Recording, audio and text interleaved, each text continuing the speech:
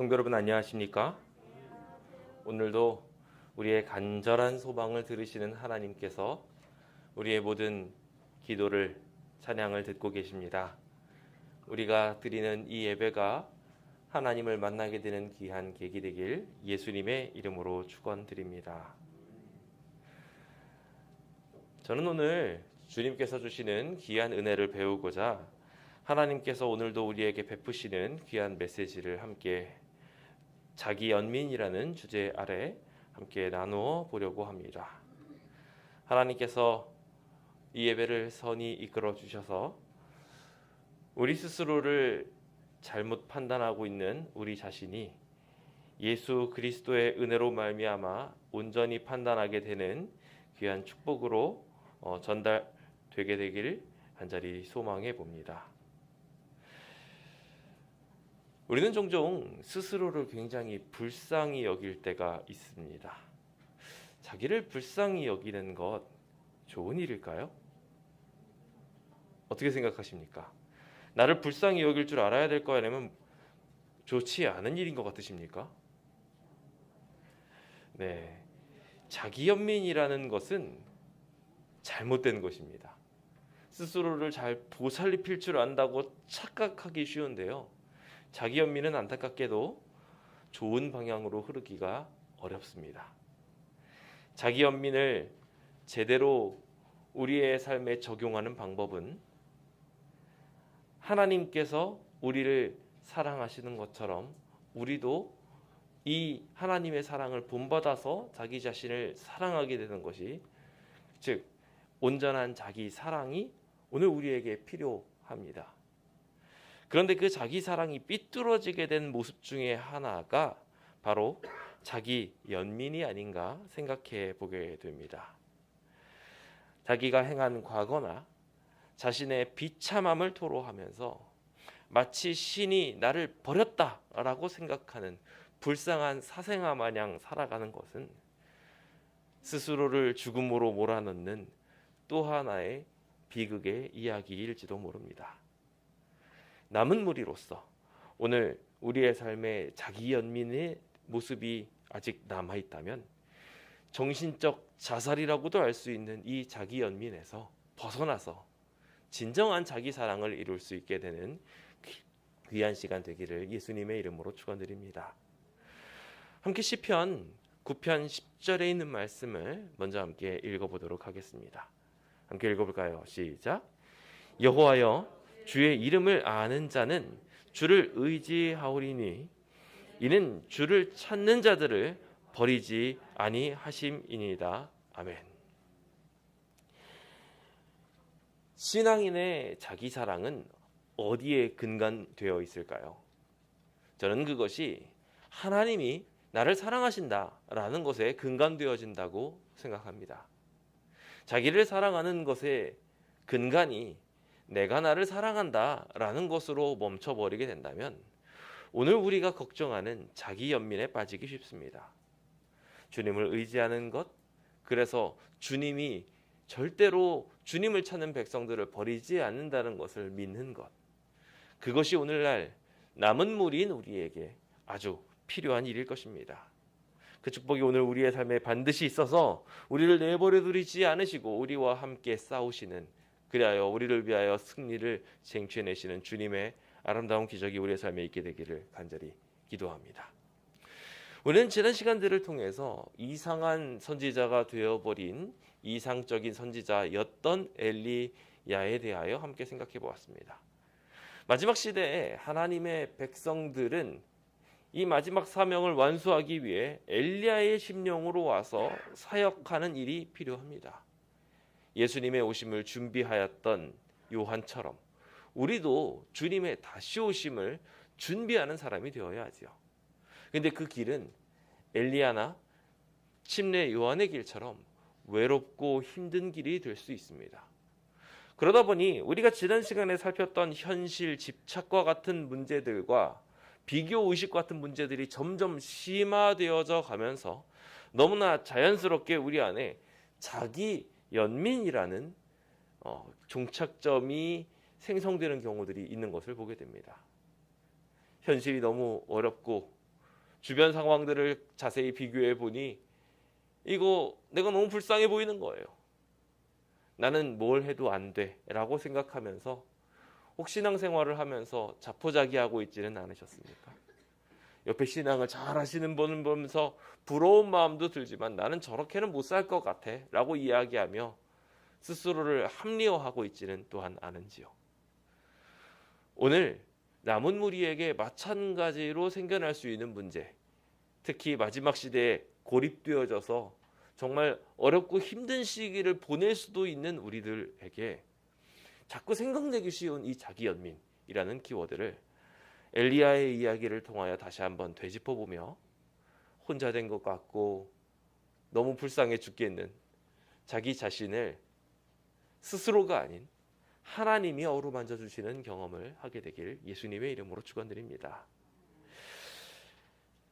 오늘의 본문도 마찬가지로 열왕기상 19장입니다. 우리 19장에 있는 이야기를 보시면 우리가 이 이상한 선지자가 도망하는 이야기를 보고 있습니다. 그가 도망하면서 죽기를 구하며 그가 로뎀 나무 아래에서 쉬었을 때 예수님께서는 그 모든 모습을 보시면서 한탄하실 수도 있을 것이었습니다. 주님은 어떻게 하셨다고 하셨죠? 우리가 잘 아는 것처럼 엘리야를 불쌍히 여겨 주셨습니다. 스스로 비참하다고 생각하고 자기 연민에 빠져 있었던 이 엘리야를 주님께서는 이미 불쌍히 여겨 주셨던 거예요. 도망하고 있는데 다른 어떠한 얘기도 없이 그를 만나 주시고 숯불에 구운 떡, 따끈따끈한 떡이란 소리죠. 그리고 한 병의 물을 딱 주면서 먹으라. 너가 이 길을 이기지 못할까 걱정된다 라고 이야기하며 계속 만나주시는 하나님. 그 하나님이 우리 곁에 분명하게 계십니다. 그것이 오늘날 우리의 삶에 위로가 되고 힘이 되길 예수님의 이름으로 축원드립니다. 그는 도망하고 도망합니다. 그래서 결과적으로 어디에 도착하게 되냐면 하나님의 산에 도착하게 됩니다. 호렙산, 그 영산에 도착하게 되었을 때 그가 그곳에 도착하게 되면 모든 안전함을 누리고 하나님의 산에 도착했으니 마음이 채워질 줄 알았습니다. 그런데 열왕기상 19장 9절을 보면은요, 정말 이 땅에서 어떻게 보면 하나님의 영향력이 가장 강하다고 엘리야가 생각했던 광야이자 또 하나님의 산 호렙에 도착을 했는데 마찬가지로 자기 자신이 너무 위태위태해 보이는 겁니다. 그는 그곳에서도 안전함을 누리지 못하고 굴에 들어가서 숨습니다. 그곳 굴에 들어가서 거기서 머물렀습니다. 하나님의 산에 갔는데 숨은 겁니다. 어쩌면 우리도 이와 같이 하나님께서 우리에게 구원을 베풀어 주고자 하시는 장소에 와서까지도 자기의 동굴을 만들어서 스스로 동굴인이 되어 숨어버리는 경험들을 할지도 모르겠습니다. 그래서 주님께서는 물으십니다. 엘리야야, 너 왜 여기 있니? 라고 말입니다. 마치 아담을 찾으시듯 주님은 구원의 계획을 세우시고 삐뚤어진 자기 연민 속에 빠져버린, 자기 사랑 속에 잘못된 모습 속에 빠져버린 이 엘리야를 회복시키고자 주님은 그를 찾으셨던 것입니다. 그 대화의 장소에 엘리야는 자기 연민의 가장 전형적인 모습을 보여줍니다. 그것이 오늘의 본문인 열왕기상 19장 10절에 있는 말씀입니다. 오늘은 이 내용을 본문 삼아서 주님께서 이 이야기 속에서 엘리야의 모습들을 어떻게 비추고 있는지, 그래서 남은 무리들이 이 땅에서 살아가면서 어떤 잘못된 자기 연민을 보일 수 있는지를 함께 살펴보며 주님께서는 이 모든 문제들을 또한 어떻게 해결해 나가셨는지 보며 엘리야가 이상했던 선지자에서 다시 이상적인 선지자로 바뀌는 모습을 함께 보려고 합니다. 외로우시죠? 참 힘드셨죠? 주님께서 우리를 만나주시고 엘리야와 같이 바꿔주실 것입니다. 그 아름다운 만남이 있게 되는 귀한 예배 시간 되기를 간절히 소망합니다. 철학자이자 황제인 마르쿠스는 상상 속에서든 현실에서든 역경을 만나면 자기 연민이나 절망에 빠져서는 안 된다고, 그저 다시 시작해야 한다고 말하고 있습니다. 이런 식으로 자기 자신을 불쌍히 여기면서 보면 삶은 더 이상 실패한 서사나 망가진 결말처럼 느껴질 수밖에 없다고 말하고 있습니다. 다시 시작해야지 이 일에서 변화되게 되는 것입니다. 그 다시 시작하는 힘은 어디서 나오게 될까요? 아무리 스스로 수련을 하고 또한 그곳에서 무언가 답을 찾아내려고 해봤자 인간은 결국 연약한 죄인에 불과합니다. 자기가 들어간 동굴에서 참선을 하고 나오면 좀 나아질 줄 알았습니다. 엘리야도 그랬지요. 그래서 하나님의 산까지 가서 거기에 연기를 좀 쓰이고 나면 내가 좀 괜찮아지겠지라고 했는데 그의 모습은 여전히 동굴에 들어가서 숨어있는 모습이었던 것입니다. 이 불쌍한 자를 주님께서는 하나 둘 고쳐가시기 시작하십니다. 먼저 그 문제를 깨닫게 하기 위해 그 스스로 주님께 답변하게 하였는데요. 그 답변 속에 등장하는 첫 번째 엘리야의 문제점, 어쩌면 우리 남은 무리의 문제점이 될 수도 있는 이 문제점은 바로 과도한 몰입이었습니다. 스스로를 너무 깊이 있게 몰입해버리고 만 것입니다. 신명기 7장 21절에 있는 말씀을 함께 읽어볼까요? 시작. 너는 그들을 두려워하지 말라. 너희의 하나님 여호와 곧 크고 두려운 하나님이 너희 중에 계심이니라. 하나님은요 분명히 우리한테 약속하여 주셨습니다. 두려워할 필요 없다고요. 우리 중에 함께 하실 것이라고 말입니다.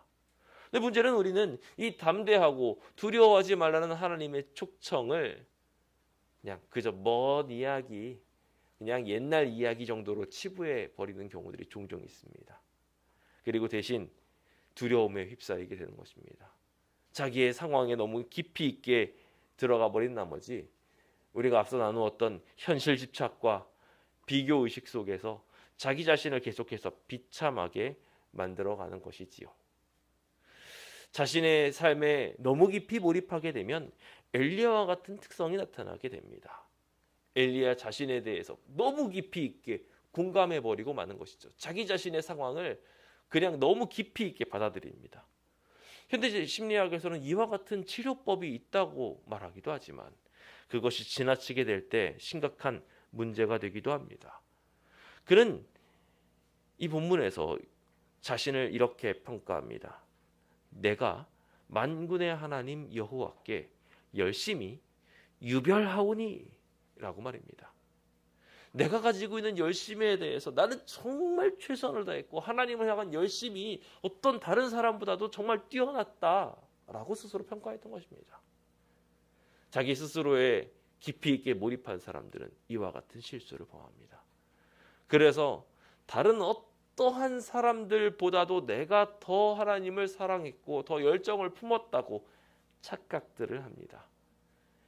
이것이 자기 연민의 원인 중에 하나입니다. 연민의 대상을 착각한 것입니다.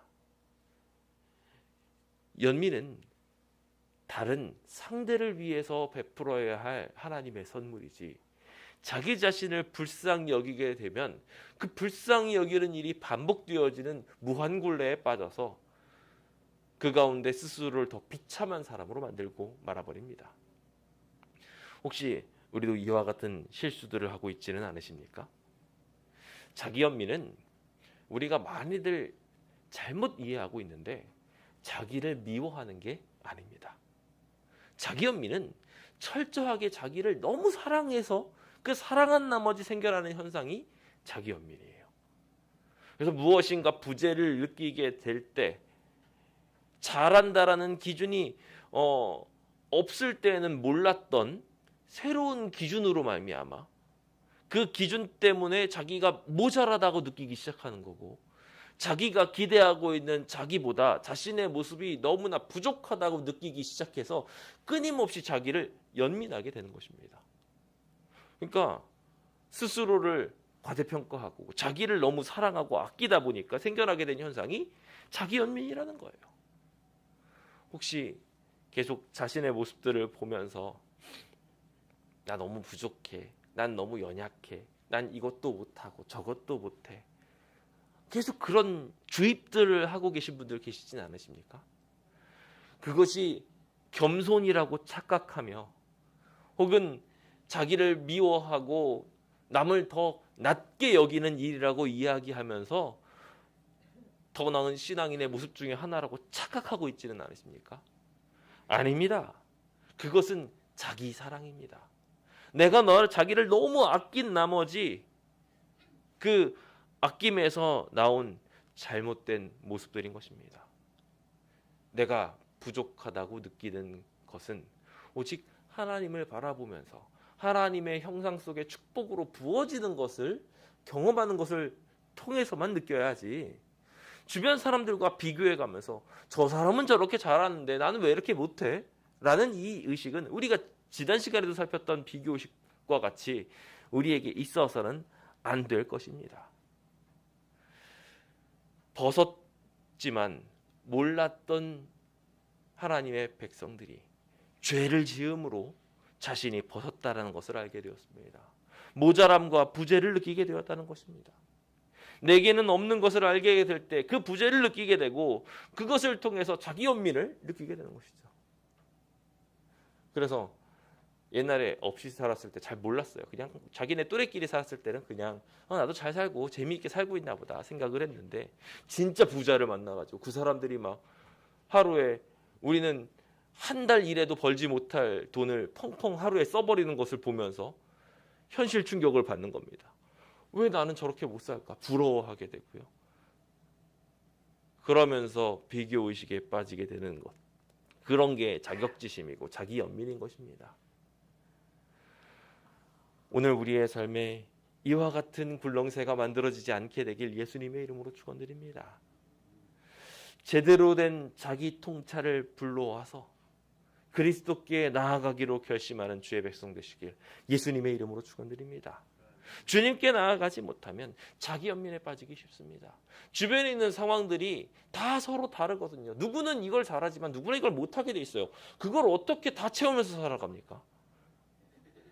그것들을 다 채우고 살아가고 싶다는 욕심이 우리의 삶에 있다 보니까 자꾸 스스로를 궁지로 몰아가고 난 이것도 못하고 저것도 못해라고 이야기하며 충분히 잘하고 있는데, 충분히 하나님의 축복을 많이 받았는데, 그래서 자기 연민에 깊이 빠져서 나 지금 이 한 달란트밖에 못 받았어 라는 비교의식에 빠지게 되는 것입니다. 오늘 우리의 삶에 하나님이 계심을 믿게 되시길 예수님의 이름으로 축원드립니다. 주님은 그래서 이 자기만 바라보고 주변에 있는 거대한 상황들에 압도되어 있는 이 현실 도피자를 주님께서 친히 만나주러 오셨습니다. 그런데 그 만나주러 오신 모습 속에서 주님은 특별한 방법으로 엘리야에게 교훈하고자 하십니다. 주님께서 여호와 앞에 그 산에서 서 있어라 라고 이야기를 하시고 난 뒤 여호와께서 지나가시는데요, 그때 여호와 앞에 크고 강한 바람이 일어납니다. 바위를 막 부술 정도의 바람이면 얼마나 강한 바람일까요? 정말 엄청난 괴력이 거기에 있는 것처럼 보였습니다. 그런데 그 가운데 여호와가 계셨어요? 안 계셨다고 말하고 있습니다. 후에 지진이 생깁니다. 온 난리가 났어요. 그럼에도 불구하고 그곳에 여호와 하나님께서는 계시지 않았습니다. 자신이 그동안 놀라운 힘이다, 대단한 능력이다라고 생각했던 일들, 그래서 그것에 비교해서 난 아무것도 아니야 라고 생각하게 된 자신의 그 기준이 하나님의 기준과는 달랐다는 것을 이 사실을 통하여 보여주셨던 것입니다. 이번엔 거대한 불이 휩싸여가지고 그곳이 막 모두 다 사라지는 것처럼 보였는데 그곳에서도 마치 하나님께서는 계시지 않으셨습니다. 주님께서는 어디서 등장하셨냐면 세미한 소리 가운데서 등장하셨습니다. 예수님을 믿는 삶은 어떤 삶이라고 생각하십니까? 주변 사람들처럼 강한 힘을 발휘하면서 떵떵거리는 게 그리스도인의 축복받은 삶이라고 생각하기 쉽습니다만 안타깝게도 그렇지 않습니다. 그리고 동시에 우리가 또 착각하는 것이 있습니다. 예수님을 믿는 삶은 자꾸 처량해지는 게, 그게 또 마찬가지로 예수님을 제대로 믿는 거라고 생각하는 분들이 계십니다. 그래서 막 고난을 자초하고 막 스스로를 쳐가지고 막 단벌 신사로 혼자서 막 이러고 살고, 먹을 것도 막 정말 쥐꼬리만큼 먹어가면서 막 경건의 모습을 스스로 취하려고 하는 것, 행위주의에 빠지는 이 모든 모습들, 그것들을 내가 하지 못하면 나는 왜 저걸 못하지? 나는 왜 저렇게 신실하게 살지 못할까? 나는 왜 이렇게 자기 자신을 부인하며 살지 못할까? 하면서 신앙인에 있어서도 마찬가지로 똑같이 이런 일들도 생겨나게 되는 것을 보게 됩니다. 이 양극단은 우리의 신앙을 피폐하게 만들어서 너무 높은 기준은 마찬가지로 내가 거기에 도달하지 못하니 부유한 삶도 영적인 가난도 극단적으로 치우치게 되므로 스스로를 망가뜨려 버리고 연민에 빠져버리게 되는 일들을 하게 되더라는 것입니다. 여기서 바뀔 것은 무엇이냐면 강대한 힘이 있느냐가 중요한 게 아니라 여호와가 있느냐 없느냐가 중요한 것이었습니다. 엘리야는 그 사실을 배웠어요. 지진이 일어나고 큰 바람이 일어나고 큰 불길이 있었지만 거기에는 하나님이 계시지 않았어요. 그에게 진짜 필요했던 건 하나님이셨습니다. 세미한 음성 가운데 함께 하셨던 하나님, 세상의 기준과는 다른 곳에 계셨던 그 하나님은 오늘 우리에게 이렇게 말씀하십니다. 가장 중요한 건 너 자신을 보는 게 아니라 나를 의지하는 것이란다 라고 말입니다. 인간은 원래 채워지지 않습니다. 인간은 말입니다, 하나님의 사랑을 원래 받도록 창조됐습니다. 하나님께서 무한하신 사랑을 가지고 부어주도록 만드셨다는 거예요. 그럼 그 사랑 만족할 수 있을까요? 다른 곳에서는 절대로 그것을 채울 수가 없어요. 하나님이 주시지 않으면 이 땅에 있는 재물들, 어떤 사람의 사랑을 가지고 아무리 채우려고 노력해봤자 채워질래야 채워질 수가 없습니다. 우리는 하나님 사이즈의 사랑을 받는 사람들이기 때문에 그렇습니다. 하나님이 주시는 거대한 사랑이 아니면 불도, 바람도, 지진도 우리에게 감화를 줄 수 없습니다. 오직 하나님의 사랑만이 오늘 우리를 행복하게 만들어줄 수 있는 것입니다. 하나님의 것을 가지고 채우시길 예수님의 이름으로 축원드립니다. 주변 사람들을 기준 삼아서 저 사람의 모습에 내가 이르르면 좀 행복해지겠지, 아무리 노력해 보십시오, 그런다고 자기 연민이 없어지지 않습니다. 자기 자신을 보고 있고 자기를 기준 삼고 있으니까 결과적으로 계속 들여다본 자신의 모습이 불쌍하고 부족하고 연약해 보여서 끊임없는 자기 연민에 빠지기 쉬운 겁니다. 그러나 하나님을 보면 달라지게 됩니다. 저 무한하신 하나님이 나를 사랑한다고 생각하게 되는 것입니다. 그러면 더 이상 무엇이 더 필요합니까? 자기 연민에 빠질래야 빠질 필요가 없는 겁니다. 예수님을 제대로 믿는 것, 그것이 오늘 우리의 삶에 행복을 느끼게 될 비결이라고 저는 믿습니다. 예수님을 내 만족의 근원이 아닌 수단으로 혹 아직 생각하고 계셨습니까? 예수님을 수단으로 생각하면서 내가 예수님을 이용해가지고 내가 좀 행복해져 봐야지 라고 생각하신 분들 계시다면 아직도 나를 기준으로 생각하고 계시다는 것을 기억하셨으면 좋겠습니다. 예수님이 근원인 행복을 오늘 우리는 바라고 소망해야 합니다. 예수님이 저한테 주신다라는 것을 알아야지, 내가 예수님이 가르쳐준 걸 따라서 예수님이 알려주신 방법대로 내가 뭔가를 해야지 구원을 받는다고 생각하는 것은요, 끊임없이 자기 스스로를 비참하게 만들 뿐입니다. 아무리 노력해도 구원받은 것 같지 않고요, 아무리 열심히 해도 이루어진 것이 하나도 없는 것처럼 느끼게 될 것입니다. 하나님께서 어떠한 분이신지를 제대로 봅시다. 하나님의 크심을 보면 나의 작음이 보여지게 됩니다.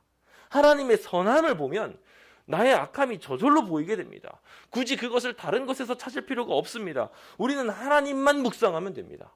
그러면 하나님의 선하심이 하나님의 축복으로 다가오게 됩니다. 하나님의 선하심이 나의 삶에 부담이 되는 게 아니라 나는 이렇게 죄인인데 하나님은 저렇게 선하신 애로 바뀌게 되는 것입니다. 그러니까 우리의 삶이 기뻐지고 즐거워지게 되며 동시에 하나님의 그 아름다운 모습을 나도 따라하고 싶게 되는 것입니다. 감사하니까 저절로 말입니다. 그러므로 성도 여러분, 첫 번째 자기 연민에 빠지지 않기 위해서 우리가 해야 할 일이 있습니다. 자기 집착에서 벗어나시기 바랍니다. 하나님을 바라보십시오. 놀라우신 하나님께서 우리를 얼마나 사랑하시는지, 하나님이 우리를 위하여 싸워주시는 한 우리는 반드시 승리하게 될 것입니다. 잘못된 집착을 벗어나시고 구원을 경험하게 되시는 귀한 안식을 되시길 예수님의 이름으로 축원드립니다. 두 번째로 우리는 자의식, 과잉에 빠지는 경우들이 종종 있습니다. 이사야 2장 22절입니다. 함께 읽어볼까요? 시작. 너희는 인생을 의지하지 말라. 그의 호흡은 코에 있나니 새말 가치가 어디 있느냐. 훅 불어버리면 꺼져버릴 것 같은 인생을 우리는 종종 의지하면서 삽니다. 내가 정말 대단한 일을 하면서 산다고들 착각하지요. 그런데 안타깝게도 그 모습들은 우리를 스스로 불쌍하게 만드는 역할을 하는 것 중 하나입니다. 나에 대한 것들을 너무 과잉 평가를 하면서 살아가는 것, 내가 정말 대단한 사람인 양 착각하는 것이 절대로 도움이 되지 않더라는 것입니다.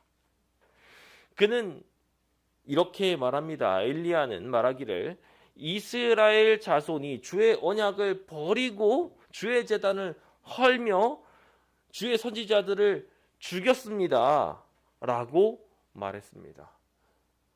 그 모든 상황들을 보면서 자기가 한 일들을 되짚어 보게 됩니다. 그가 곰곰이 생각을 해보니 자기가 한 일들은 정말 대단한 일이고 열성을 다한 것 같은데, 언약이 버려진 것, 제단이 헐려진 것, 주의 선지자들이 죽었던 것들이 다 자신을 압도하게 되는 것처럼 느껴지게 되었습니다. 이 온갖 부정적인 생각들이 내가 한 일에 비해서 너무나 크게 느껴지기 시작하는 것이지요. 정말 안타까운 상황이었습니다.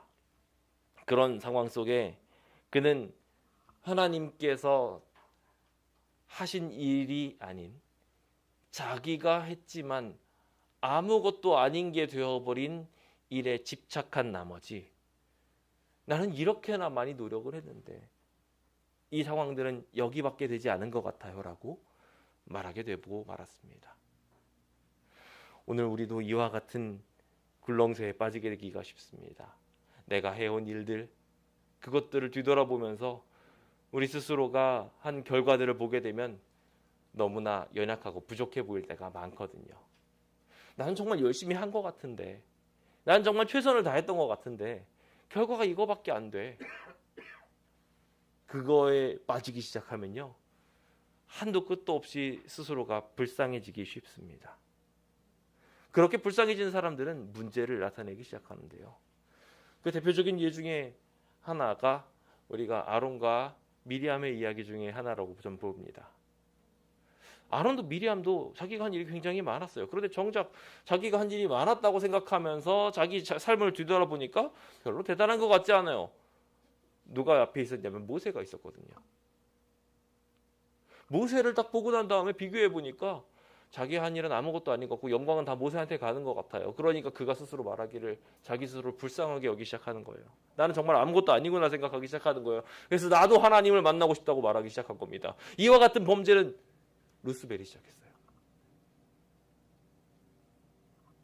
자기 스스로를 끊임없이 더 높은 자리로 올리고 싶은 그 욕망에 우리도 이렇게 쉽게 노출될 수 있습니다. 고라 자손도 똑같이 그렇게 느꼈죠. 나도 똑같이 레위 족속인데 왜 나를 제사장으로 삼지 않아주느냐 라고 이야기하면서 주변 사람들한테 공감을 얻어내고 그것을 반란을 일으키기까지 했습니다. 잘못된 자기 성찰이 자기 연민을 불러오게 됐고, 나는 이 자리에 있을 사람이 아닌데 라는 착각을 불러오게 되었습니다. 그리고 그것이 잘못된 반역의 모습으로 나타나게 되었다는 것입니다. 내가 한 일을 너무 과대평가하지 마십시오. 그거 별거 아닙니다. 그 일들은 사실 하나님이 이루어주신 것입니다. 엘리야도 자신이 생각했을 때 자기가 한 일이 대단한 것처럼 보였을지 몰라요. 생각을 해보세요. 3년 동안 기근이 내고 그 다음에 기도했더니 불이 내려오죠. 또 기도했더니 비가 쏟아지죠. 야, 물도 내가 다 다스려. 대단한 사람처럼 느껴졌을지도 몰라요. 그런데 지금 상황을 보니까 그 대단한 일을 하고 보니 지금 아무것도 아니거든요. 한도 끝도 없이 자기 연민에 빠지고 나 이거 해봤자 아무 소용없네. 그렇게 스스로 무너질 수밖에 없는 삶이 되어버리고 만 것입니다. 여기에 주체도 마찬가지로 자기 자신이었습니다. 하나님께서 하신 일을 봐야 되는데 자기가 한 일을 보기 시작한 것입니다. 그것이 그 스스로를 연민의 늪으로 빠지게 만들어버리고 말았습니다. 그래서 하나님께서는 그 엘리야를 향해서 사명을 주기 시작합니다. 너는 내 길을 광야에서 돌이켜서 다메섹으로 가고 다메섹에 가가지고 하사엘이라는 사람한테 기름을 부으라고 말합니다. 그리고 또 가가지고 님시 아들 예후한테 가가지고 마찬가지로 이스라엘의 왕이대로 기름을 부으라고 이야기합니다. 또 가가지고 사밧의 아들 엘리사한테 가가지고 마찬가지로 기름을 부으라고 합니다. 여기 있는 상황을 보면요, 이방인한테 가서 기름을 부으래요. 이스라엘 왕이 되도록 다른 사람한테 가서 기름 부으라고 이야기하고요. 더 나아가서 이제는 선지자 사역을 대신 이어가게 될 엘리사를 만나서 그 사람한테 기름 부으라고 이야기하고 있어요. 너가 한 일들 다 별거 아니라고 주님께서 사람들한테 툭툭툭툭 나눠주기 시작하신 것입니다. 때때로 스스로가 너무 대단하게 착각되어져서 나는 정말 열심히 하고 있는데 열심히 하고 있는 성과에 비해서 이루어지지 않는 것 같아서 좌절하고 있는 상황들에 빠져 있는 분들이 있다면 때때로는 그런 경험이 필요한 것 같습니다. 딱 제가 그 경험을 하고 있었어요. 다리가 아파가지고 한동안 아무것도 못하게 되더니 갑자기 또 제가 해야 할 일들을 하지 못하도록 하나님께서 제 입을 빡 막아버리시더라고요. 그런 지난 기간들을 보내면서 그동안 제가 해왔던 많은 일들에 대해서 스스로 연민하고 난 이렇게 열심히 했던 것 같은데 아무것도 안 되네. 난 정말 별거 아무것도 아닌가 봐. 이렇게 스스로 연민하면서 무너져가고 있는 제 모습을 하나님께서 그래? 너 그렇게 생각해? 그럼 그거 놔봐. 너가 안 해도 돼. 다른 사람한테 줘. 라고 이야기하면서 하사엘한테 예후한테 일을 넘기기 시작하신 겁니다. 내가 이거 모든 걸 다 해왔고 나 아니면 아무것도 안 될 것 같은데 내가 이렇게 노력해도 안 돼요 라는 이야기를 더 이상 하지 못하도록 주님께서 다른 사람한테 그의 일들을 맡기기 시작하십니다. 그리고 그 일들을 실제로 이루시기를 하사엘의 칼을 피하는 자가 예후가 죽고 예후의 칼을 피하는 자가 결국 엘리사의 손에 의해 가지고 죽게 될 것을 실제로 예언하셨고 이루셨음을 보게 됩니다. 하나님께서는 지금 이 순간에 내가 일하는 것이지 너가 일하는 게 아니야 라고 이야기하고 있습니다. 너가 실패한 일들 괜찮아. 내가 일하면 수복할 수 있어 라고 말씀하고 계십니다. 위대하신 하나님의 능력을 우리가 의지하면서 살아가게 된다면 하나님은 결국 우리를 축복으로 이끌어 주실 것입니다. 그 아름다운 놀라운 일을 이루신 우리 하나님께 우리의 일들을 맡기게 되시길 예수님의 이름으로 축원드립니다. 우리가 자기 연민에 빠져서 일들을 잘못하게 되면요, 일을 완전히 망쳐버릴 수 있어요. 자기 연민에 빠져가지고 내가 이만큼 했는데 내가 거기 자리에 올라가야 돼라고 이야기하는 순간 여러분은 아론과 미리암이 경험했던 그 끔찍한 질병을 경험할 수도 있고요, 고라의 자손처럼 먹힐 수도 있습니다. 요한은 자신을 한없이 한탄하면서 자기 연민에 빠질 수 있었지만 시대소망은 그가 그렇게 하지 않으므로 하나님의 사업을 방해하지 않았고 그것이 엘리야의 사명을 가진 사람의 모습이라고 말하고 있습니다. 남은 무리로서 오늘 우리의 삶이 그와 같이 우리의 모든 일이 혹 무너지더라도 내가 해왔던 모든 일들이 실패로 끝나더라도 그 일 이상에 있는 하나님의 계심을 믿으며 연민하지 않아도 되는 축복을 누리게 되시길 예수님의 이름으로 축원드립니다. 마지막으로 우리는 비참함을 한탄하게 되는 모습들을 종종 보게 됩니다. 베드로전서 5장 7절에 있는 말씀 함께 좀 볼까요? 시작. 너희 염려를 다 주께 맡기라. 이는 그가 너희를 돌보심이라. 우리는 하나님이 우리의 염려를 다 받아주시는 분이라는 것을 확실하게 믿어야 합니다. 그것이 오늘 우리를 정말 안심하게 만들고 더 이상 불쌍한 삶이 아니라는 것을 확신시켜주지요. 엘리야는 근데 안타깝게도 자신을 자꾸 비참한 상황으로 몰아갔습니다. 나만 남았다고 이야기하면서, 게다가 주변에 있는 모든 사람들은 내 생명을 찾고 있습니다 라고 말하면서 그는 스스로를 비참한 상황으로 여기게 되었습니다. 하지만 하나님께서는 우리를 사랑하십니다. 어떠한 상황에도 우리의 이 문제를 해결할 방법들을 남겨두시고 예수님을 바라보는 순간 그 문제가 해결될 수 있도록 만들어 주십니다. 그 사실을 우리가 온전히 믿고 나아가게만 된다면 흔들림 없는 신앙할 수 있게 될 것입니다. 주님께서는 그래서 남겨두신 하나님의 은혜를 처방하십니다. 내가 이스라엘 가운데 7,000명을 남겨두었다고 말입니다. 다 바알에게 무릎 꿇지 않았었다고 이야기하며 바알과 아세라한테 섬기지 않고 자신의 신앙을 꿋꿋이 지켜왔던 너희의 동역자가 이만큼이나 있으니까 걱정할 필요 있다 없다?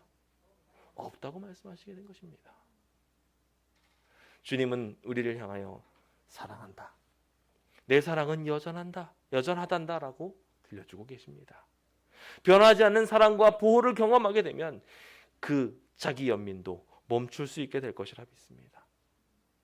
아직도 올바른 자기 사랑이 아닌 연민 속에 살아가고 계신 분들 계십니까?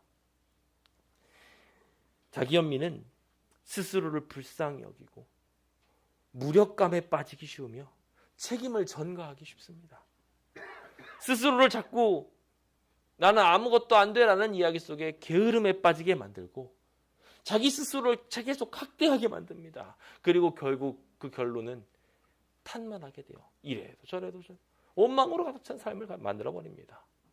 하지만 하나님을 온전하게 만난 사람은 하나님이 이 비참한 현실을 바꾸실 수 있다는 것을 발견하고 진정으로 자기를 사랑할 수 있게 됩니다. 모습 그대로, 이 연약한 모습 그대로 받아주시는 하나님을 경험하게 되며 그 자신도 돌보고 성장시킬 수 있는 사람이 됩니다. 자신의 부족한 부분들을 인정하고 도리어 그것을 기회 삼아서 예수님께 나아갑니다. 그래서 그의 삶은 기뻐하게 됩니다. 오늘 우리에게도 그와 같은 아름다운 기적이 일어나게 되길 예수님의 이름으로 축원드립니다. 억울함이 변하여 도리어 노래가 만들어지는 일들이 일어나게 되었으면 좋겠습니다. 다윗도 찬양을 하면서 저들이 내 걸음을 막고 그물을 준비하고 내 영혼이 억울하고 막 이런 찬양을 불렀어요. 그렇지만 셀라 하고 하나님께 찬양하고 난 뒤에 하나님이여 내 마음이 확정되었사오니 내가 노래하고 찬양하리로다라고 이야기하는 것을 보게 됩니다. 하나님을 경험하게 되면 그 놀라운 크신 사랑을 보면서 진정으로 자기를 아낄 수 있게 됩니다.